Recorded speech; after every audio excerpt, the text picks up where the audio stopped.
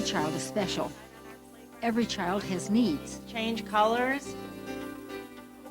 But what do we do when we're faced with the challenge of working with children who, because of physical or emotional or developmental problems, require much more specialized, individualized attention than the other children in our care? There you go. Go for it.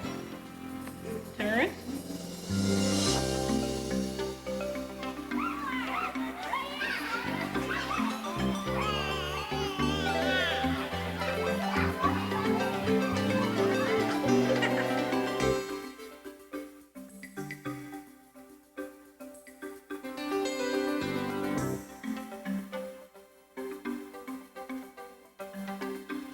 Hello, I'm Joanne Hendrick, the author of The Whole Child, and your guide to this video series.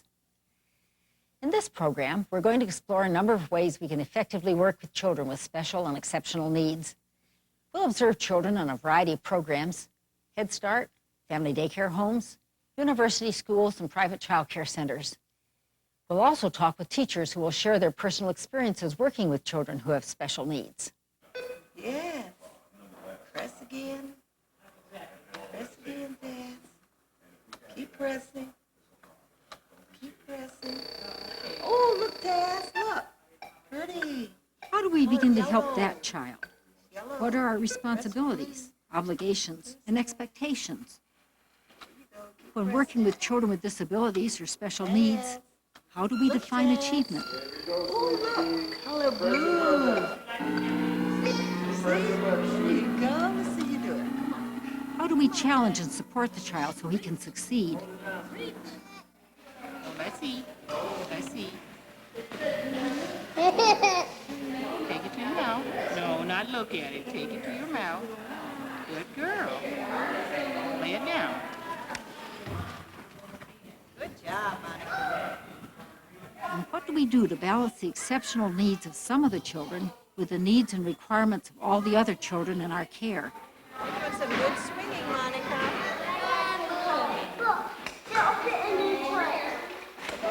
Miguel, I have yellow. This child has a special need. So does this child, I'm going to let you have some freedom. and this little one. You are so good today. When most of us think of children with exceptional or special needs, the first thing that comes to mind is someone with obvious physical, emotional, or developmental handicaps or disabilities.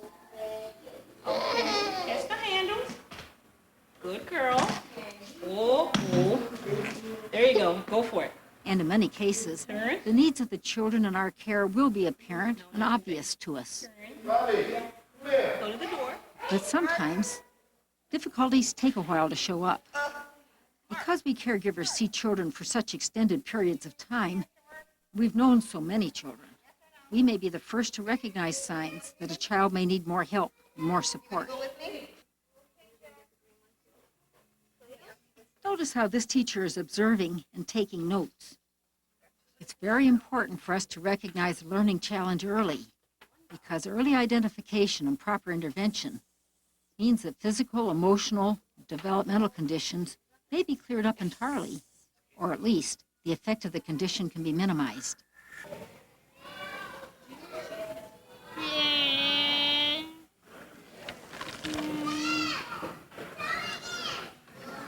But nothing can be done. No individualized plan or program can even begin to be put into place until the child is correctly identified as having a special need. Thank you. Thank you. Is there the wife? Well, thank you for coming in today for your conference, and I just wanted to start out maybe getting... As you can imagine, calling a parent's or family member's attention to problems in the classroom requires extreme delicacy and tact. This is particularly true if we're raising the issue of a child's behavioral problem in the group. However, there are several things we can do to reduce the defensive reactions of both the family members and even ourselves. I was hoping I could modify one so that if she doesn't have the language skills, she can at least non-verbally be able to do the objectives. How old is she? I think she's almost The first step is to seek out an experienced colleague or fellow staff member for confirmation that there is, indeed, a problem. Remember, this should be a professional colleague, not just a friend or acquaintance. I was thinking. The privacy of the family must be kept intact at all times. Thanks for coming and joining me today to talk about your beautiful little girl. We've had a fantastic day today, so that we'll have lots to tell you. I've got a list of things here. But before I Second, begin, I'd like before to raising the hear issue with the family, concerns or you'll have to justify your concern. about Susanna. Make sure you have specific, documented reasons and examples why you think the child may need special help. This does not mean that we should confront the parents with a long, unhappy list of grievances against the child. It just means we should be prepared for the task of gently and clearly explaining to the family the reasons for our concern. There's a list of things. It's called a pre-conference parent questionnaire that you will probably be getting the end of next semester, like maybe in November. And it would say... Third, ask things think like, about how to "What raise child the issue of the expressed problems interest gradually. for that day?" This is important because it takes a while for families to accustom themselves to the fact that their child may need special help. When I look at Rosie in the classroom, she's always engaged. She's always intensely involved in whatever she's doing, usually playing with other kids. She's very sociable. She's very intense. Yeah. And Fourth, describe the behavior you see in the classroom, but do not try to diagnose the cause. It's not our place to diagnose. And then the chameleon. Laura? Oh, I'm sorry. Why don't I turn the page so that you can... Jordan Bentley, I'm going to stop for a minute. It's very hard for me to read when you are talking. You may sit on Miss Kathleen's lap, or you may join Snack, one or the other. Snack. Okay, why don't you go wash your hands? Remember, a particular behavior can have many different causes, and it takes a trained professional to determine the reason for what is going on. For example, failure to pay attention at story time may be the consequence of a hearing loss, inappropriate reading material, borderline intelligence, fatigue, poor eyesight, or simply needing to go to the toilet. We had a child in our program that, had some serious behavioral problems, and I felt, that there was a need for an assessment. I felt that the child could be autistic. And, this is obviously a devastating thing for a parent to have to deal with and to accept. And so, I dealt with that as compassionately as possible. And it took a long time for the parents of this child to be able to accept that, that this was a reality first, and that, there was a need for the child to be evaluated and to be referred for services. And, I also stressed that, it was good for the child to be in this program, and that it was appropriate, and that, we cared about this family, both the child and the parent. And so after a while, there was this feeling of trust that we established, which is, something that's very important, is establishing trust with parents, that yes, you are operating out of concern for my child, and you are not, finding him just a difficult person that you want to shuffle off somewhere else. And after a while, this parent was able to accept that, that this was something that was necessary, and I'm happy to say that she did seek help for him. But breaking the news about a possible problem is not enough. We not only have to know how to approach the family with sensitivity, we must also know how to refer them to the proper resources. So, where do you find a good specialist? How do you know which referral is best? Of course, the family physician is an excellent place to start. Another important referral resource is whichever state agency administers the Individuals with Disabilities Education Act, often called IDEA or IDEA. If you don't know who that is, your local school district or county public health nurse can easily tell you how to reach that agency. Alexandra, why are you being shy this morning? While the referral and follow-up is taking place, the most important thing we can do for the child is to remain in friendly, unobtrusive contact with the family. This is important so they don't feel rejected, and also to encourage them to communicate with you about the referral process. Should we count like we did last time? How long it takes your mom to go to the car? There's one more point to remember when making a You referral. want to start? It can be very tempting to pick up the phone and talk to the specialist about your concern. But here again, we must observe the highest professional ethics. This means that we must obtain the parent's consent before talking to the specialist. And of course, we must never talk about the child or family to other families at the center or to personal friends. To recap the steps involved in referring children for special help, remember these points. The first step is to seek out a colleague or fellow staff person for a confirmation that there is indeed a problem. Second, make sure you have specific reasons and examples why you think the child may need special help. Third, raise the issue of problems gradually with parents over a period of time. Fourth, describe the behavior you see to the family, but don't propose the cause. It's not our place to diagnose. And finally, refer the family to the appropriate agency and remain in friendly contact with them.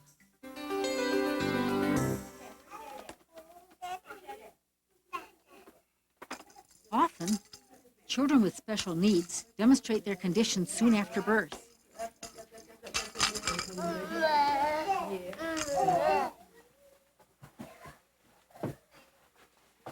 But because infants with disabilities have the same basic needs as other babies, it may be more difficult and harder to read their cues.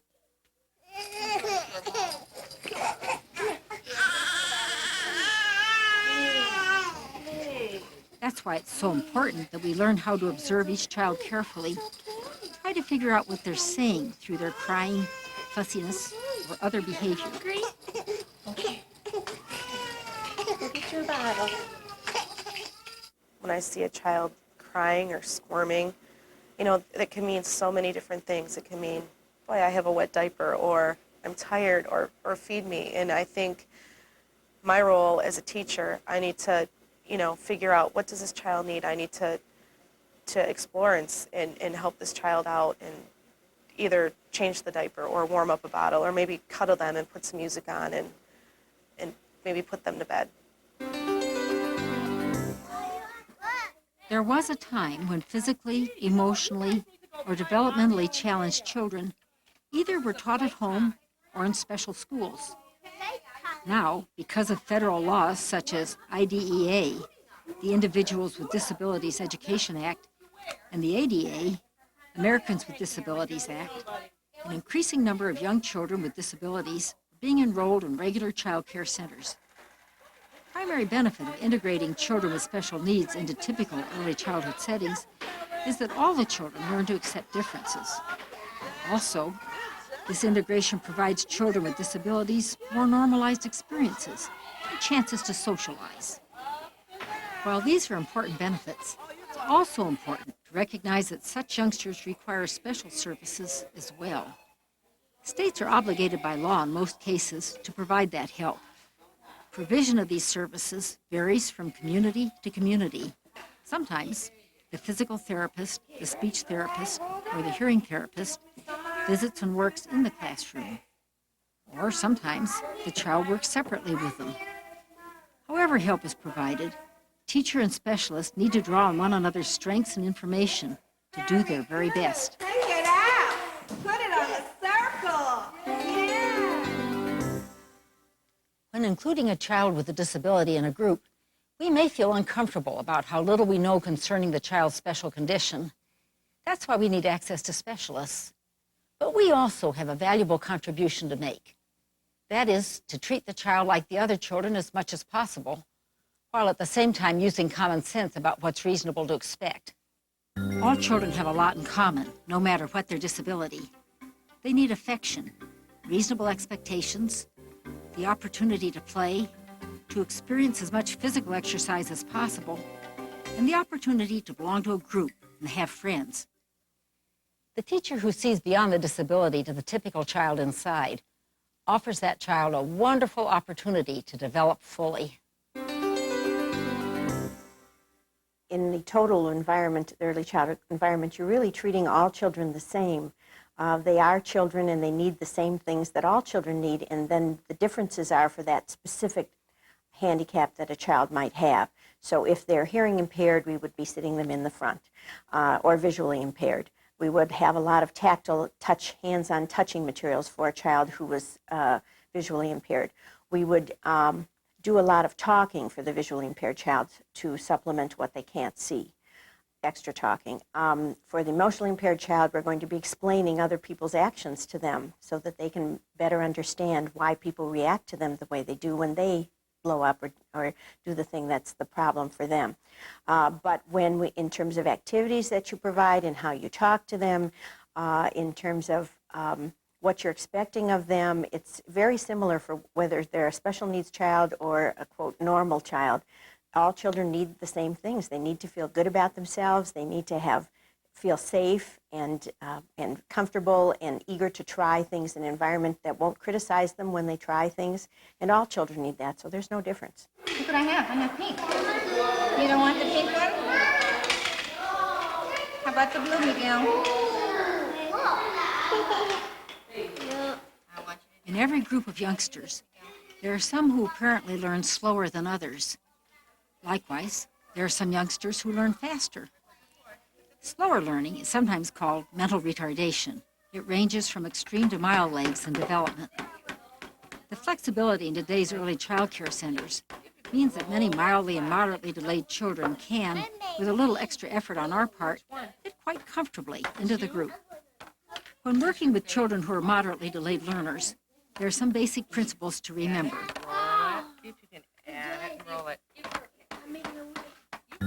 Moderately delayed children particularly need 1. Concrete examples, 2. Definite, consistent rules, and 3. Plenty of praise and positive reinforcement when the child does something right. Asking you if Tommy is at home or at school. Is he here? Yeah. He is. Okay, so he's at school. Tommy, please stand up. All right, Tommy is here, yeah? Be sensitive when you talk about the child, her disability, or anything else that could upset young children.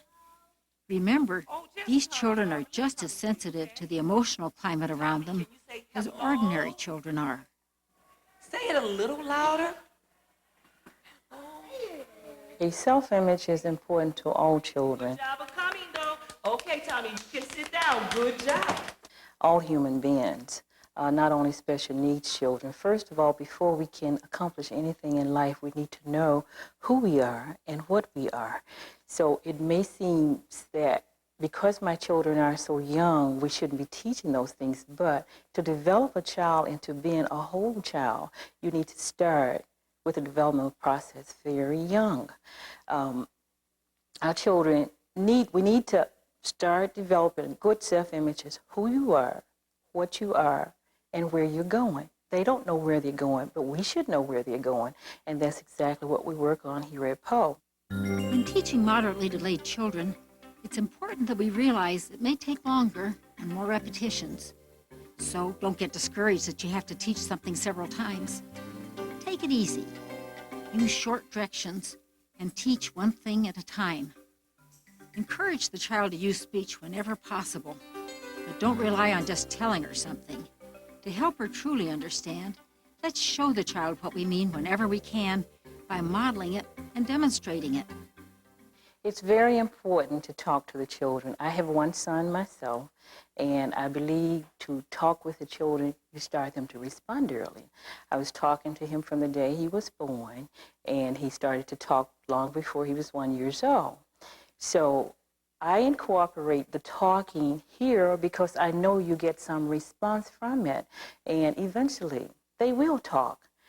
Some will talk. If not, they can coo to everything, coo or babble to everything that you say and let you know whether it's a yes or no. However, we do have some other devices that helps with the yes and no. Our communication augmentative devices, we use them a lot of times, and you see me use them in my classroom, whereas I may ask the child, and he may push a button, and the button may say yes for him. He knows yes from no. We start to teach those things very early on. Would you like some potatoes? Would you like some potatoes? You want juice? Juice? Okay. Independence is an important goal. Let's make sure we don't overprotect children with special needs. Be reasonable, but provide as many chances as you can for her to do things for herself. Decide what you think is most important for the child to learn and concentrate on teaching those skills. But after a fair trial at something new, if she can't seem to learn it, drop the activity without scolding her and try it again in a few months. And of course, don't forget to look for opportunities to show the child you're pleased with her and that you like her. And remember, you have the option of consulting a specialist if nothing seems to work. Specialists can frequently offer valuable suggestions and support. When you have children in a class who are some of them developmentally delayed, some of them are considered normal development, and some of them, I suppose, who are doing better than that, we consider, well, they might be gifted. We're not sure yet. But you want to challenge a child wherever he is, so it really doesn't matter what you label him. You start where he is, and then you go from there. So when you have open-ended kinds of activities in an early childhood classroom, where there isn't a one right answer, where there are many ways to do things and all those ways are appreciated, that's your way of solving this problem, then you can meet the needs of a child who is either functioning a little bit more slowly or a little bit more quickly. The child who is growing more quickly might be reading some of the words in the story, or might want to make a book and tell the story to me, and I would write it down for him, and he would want to illustrate it and read it to a friend. Whereas the other child is scribbling on a paper, but he would like to hear the story that the other child is doing for him. So you can meet all those needs in one classroom. You just need to focus in on each particular child and take them where they are. What do we see? A triceratops. A triceratops. How do we know that's triceratops? His horns are growing. That's where it's different. See, very good. See, look at the mommy's triceratops. She has some sharp horns. Although children who learn slowly have received our attention for several decades, it is only in the past few years that intellectually gifted preschoolers have received any attention at all. One is small. Some indications that a child may be intellectually gifted include using more elaborate extended language, grasping ideas with exceptional ease, possessing an unusual amount of general information for their age, and liking to discuss subjects in depth. They may also be more sensitive to social values than their peers are, and are often almost insatiably interested in special subjects that appeal to them. Perhaps because we have resisted attempts for so long to push intellectual and cognitive learning on preschoolers before they're ready, it's real easy for us to overlook the special needs for information and stimulation these gifted youngsters have. We're cheating them when we deny them that help, just as much as we're depriving slow learners when we don't take time to meet their needs. Here are some practical tips for adding interest to the lives of gifted children. Encourage them to investigate how things work and pursue their unique interests. Build additional language skills by reading more advanced books and talking with them about their favorite subjects. Offer more complex materials or advanced information. And above all, use teaching methods that foster problem solving and encourage the development of creative ideas. Working with exceptional children and children with special needs can be a very challenging experience. It can even be discouraging at times. One week we may make real progress, and then suddenly the child backslides. This comes with the territory and shouldn't be a cause for despair. It doesn't mean we failed or we didn't do our job. If the child progressed once, she'll do it again. When teaching children with special needs, it's important to remember what our main purpose is, to focus on the strengths of the child and not on the disabilities. And of course, it always helps to remind ourselves that we aren't alone, that we don't have to do all the work ourselves. We are part of the team consisting of the child, For a minute? Continuing the family legacy. the family, It's like a sorority. Stacy's the specialists, and the teacher. One last word about special needs.